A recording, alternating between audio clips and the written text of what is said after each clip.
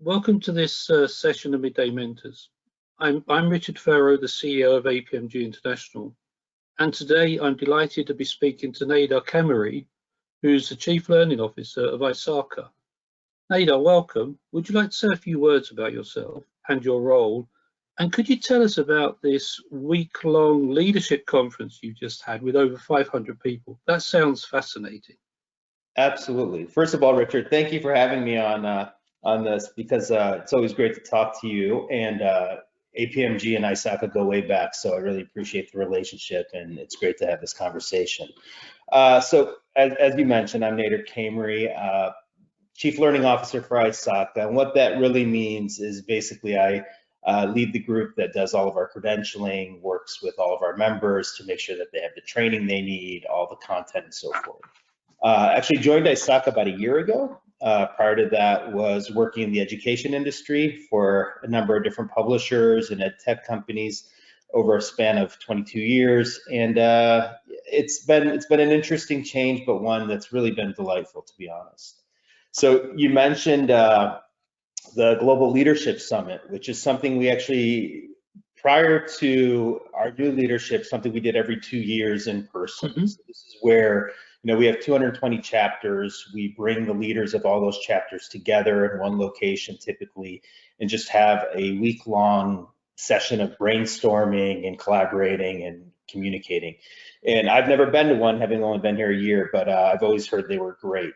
So obviously with COVID, things changed pretty rapidly. We actually were supposed to be doing this in Singapore in the spring, which I was really looking forward to, and then that got canceled. So we ended up having to pivot pretty quickly and do it virtually. So we had 500 of our chapter leaders together, all on Zoom, and we actually rented a little studio right outside of Chicago, and we started recording all of our sessions and streaming live. And to be quite honest, it actually, I feel, went better than it could have ever gone even in person, just because people. That's certainly that's what I've got reading some of the posts on LinkedIn. The yes. Feedback people have had have been really, really positive about the whole event. It seemed to be better than getting everybody in the room, apart from, of course, you didn't get the luxury of a trip to Singapore, but that will come in time. But that's I think also it. I mean, with those great places come distractions. So I think with this focused virtual session, everyone really had nothing to do but actually listen to the content and pay attention. And that's why I think it was more enriching and valuable to everyone. So actually, it worked out for the best. So we're going to do this every year now. We're going to do, if we can do one in person, we will, but at least every other year will be virtual, most likely. And talking the way things change, I mean, ISACA started life as a focus on information systems, audit and control. Since it really started, we got cyber, we got this whole drive towards the digital world, people working in different ways. Does that change ISACA's core mission, or is it still the same mission, but somewhat more complex, somewhat more exciting? Yeah, I wouldn't say it changes our mission, because our mission is pretty overarching. I mean, basically the mission is that we're trying to help, whether it's professionals, members, enterprises, realize the positive power of technology. So that's a pretty broad mission and one that we believe in deeply. So yes, we did start with audit, but have since evolved into risk, governance, privacy. We just launched a new certification in privacy, and then security, obviously. So yeah, our mission continues to stay the same. Any way, even with emerging tech, that we can focus on just utilizing that positive power of technology, we want to be involved. So does that then make it more attractive to other people in other roles? So is the membership now evolving to suit that? So you're seeing people from technology areas that may not in the past have been seeing ISACA as a primary membership body. Are they now joining the organization? We're hoping so, and we are seeing that, because one thing to keep in mind is that ISACA has traditionally been focused on those people in the middle of their career. So every one of our certifications, with the exception of our cybersecurity one, requires at least 3 to 5 years of work experience. So that obviously attracted a certain type of individual to come to the organization. But since we've been around for 50 years, many of those people have actually moved up in the organization. So many of them are executives now. So that introduced us to the C-suite. And we are doing things right now to start building the credentials and the opportunities, especially partnerships with the universities and such, to try and bring in the next generation of members. So I see us changing a little more significantly in the next probably 5 years, but right now I would say we are mid-career to late career in terms of the people we serve. You mentioned 5 years. Do you see professional bodies, professional membership, individual professional certifications, something that will continue to grow and expand? Or do you think there will come a point where sort of they lose their value? Absolutely. So I came from, as I mentioned, the education space, the traditional education space, serving universities all over the world and schools, secondary and primary schools. One of the things that I always thought, this is a recent statistic, actually, I believe it was Gallup that did this study, but they talked to university presidents or provosts and asked them, how well do you feel you're preparing students for the workforce? Yeah. 90% of them said really, really well. But then they went to CEOs and asked them the exact same question. I think it was 20% of CEOs felt that the people coming into their companies were prepared well. So, and not much is being done to rectify that. The institutions of higher learning have really stayed the same for many, many years. And I know they're under threat now, especially with COVID, things are changing rapidly, but they really have to do things differently. So I think certifications actually are going to grow in prominence just because they are extremely aligned to the actual skills that people need in their jobs. The way we build a certification is actually get practicing professionals together and have them help, what we call the job practice, and really help us figure out what are the tasks that this individual who we certify, what are those tasks that that person has to master to be exceptional at their job. And we update this on a very regular basis. It's very, very aligned to what companies need. And that's why I think certifications, they may change, they may get smaller in terms of micro credentials and things like that. But overall, I think that they're here to stay, and actually we'll get more. But this group of experts that you bring together, trying to distill down best practice of what the world currently is using, what organizations value, there's obviously a wide range of views of what good looks like. So how does an organization that's global with such a large membership and at the leading edge of technology in terms of best practice and guidances, how do you referee that? How do you get consensus about this is what we really believe is right? Absolutely. I think honestly, my favorite thing and one of the most surprising things about ISACA when I joined, because I came from the for-profit corporate world prior to this, it is a community of volunteers. All the people that make up even our board of directors for the most part, and then all the people that make up our working committees, they're all volunteers. They're people who are practitioners who may or may not be members of ISACA, but they are the leading experts in their field, and they come from all over the world, which makes conference calls difficult because sometimes they're at 10 at night and sometimes they're at 7 in the morning, but that's great. And so we get those diverse opinions, but then we also have subject matter experts who are employed by ISACA that really thoroughly review everything that's being said and so forth and serve as those referees. But there really isn't a lot of refereeing that needs to happen because these are passionate people who are volunteering because they want to help, and they typically have that demeanor of someone who's going to want to collaborate and really move the profession forward. So it works out really nicely. And do you find with these volunteers there's much cultural diversity in best practice? I would imagine that someone brought up in the cut and thrust of a commercial world in, say, the US or in Europe would have a different view of the world to someone that's brought up in a more collegiate, team-based organization or country or company, like, say, someone in Japan. So, do you see culture starting to come into best practice as you look at the way you're trying to take professional certifications and the profession forward? Absolutely. I think we can always do more, though. I think, we have obviously a large part of our ISACA membership population is from North America, but more than half is also not. So but we need to do better, especially in areas of growth like Africa and India and such. Do a better job of getting in there. Part of the and we try. So when we are building those committees and such, we are trying to bring people from all different countries and viewpoints.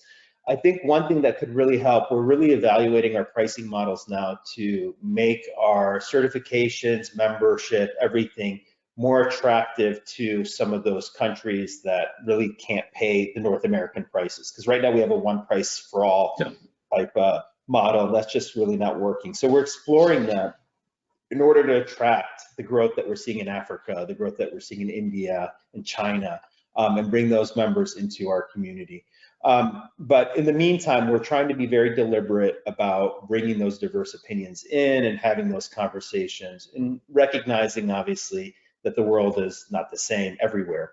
The advantage we also, though, have is we have that chapter network. So there are 220 chapters, and they're constantly each vying for our attention, trying to get us to do certain things, and it's beautiful. But then we also have APMG. So through our authorized training organization, that network, the ATO network, as we call it, we have 140 partners who are also working with us and selling our materials and offering training, and they are pretty vociferous. They give a lot of feedback as well, in a good way. I was in the UK and I met with one of our top partners there and just had a beautiful 3-hour brainstorming session around things we could be doing differently and new things we could be building. And I thought that was one of the best meetings I've had at ISACA. So we're trying, but there's always more to do. So do you think this is going to be a trend of professional bodies where professional bodies start to recognize the purchasing power of different members around the world, that they try to do something that takes best practice and capability and competence to those people? Or are you a leader in this field? I mean, your conversation with other professional bodies, are you all on the same track, or do you think you're a pioneer in that area? I think others have definitely thought about it. Some may even be doing it. I think the way we want to do it might be unique or new. But I think professional bodies are going to have to evolve, just because if they stay the same, obviously they're going to become less relevant. But I think we're doing some things differently, and hopefully we partner with a lot of other associations. So we have conversations all the time about things. But hopefully, yeah, it'll start a trend and we'll see more of this all over the world. So you've only been with ISACA in the current role for a year. Correct. If we were having this conversation in 4 years' time, and you were looking back, what's the one thing you would like to achieve in your first 5 years in the role with ISACA? I would love to grow the membership in a certain category, specifically those that are under 30. So we have a segment of people, like I said, most of those people are early on in their career, therefore they don't qualify for a lot of our certifications. But we have that's a metric I keep looking at, how many people under 30 are part of our membership. And that's one that I just would love to really grow significantly. And for us to do that, it's really through partnerships with other organizations, with universities, with schools, and really get that interest in the IT profession embedded in students early on, and then make ISACA a household name for them. And I suppose that ties in to your earlier comment about the value of professional certifications, keeping people current and up to date in terms of continuing professional development. Because when I started off as a civil engineer, the only way I could keep up to date was through my professional body and going to meetings and talking to people. These days, much of that information is available on the internet, it's available for free, you can get it. So it's a real challenge, but I'm sure you're up for the challenge, and it's certainly something that the world needs, is continuing professional development and to attract young people to enable we have the skills, competencies and engineers and technicians of the future. Absolutely. And I think, so yes, the content, there's a lot of content available on the web and such. I honestly think though, the value that we bring is and especially evident in events like last week, and our accredited training organization and all that, just the network, the ability for a young person to connect with a person who's been a CISA for 20 years and really has seen it all. And for them to be, and the other thing is all of our members want to give back. So you have these professionals who really want to generate, they know what ISACA has done for them. So they really want to be able to give back to the next generation. So what's going to be attractive to that next group of people, that younger generation, is that mentoring, the networking, the job opportunities that come out of that. That's really, I think, where the value is going to come. And that's really what I think associations are all about. And that's going to be a challenge, I think, because of the post-COVID-19 world, more people working from home. You start to lose that opportunity of physically being alongside someone.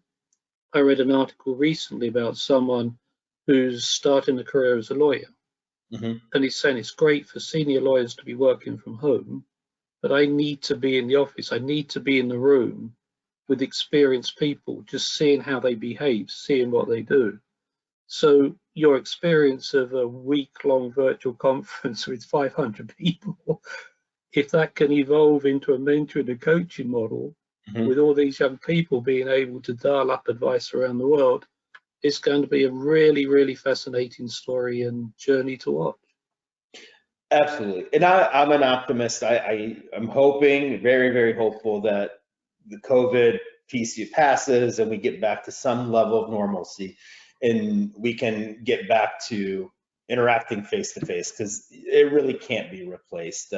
Just the body language, just the connection that you build with people face to face, really where it's at. So I'm hopeful that what virtual will do is just augment what we used to have with more opportunity, as opposed to displace it or replace it. I think you're right. Nader, it's great talking to you. Very many thanks for your time, and good luck with helping to move ISACA to the next stage of its development.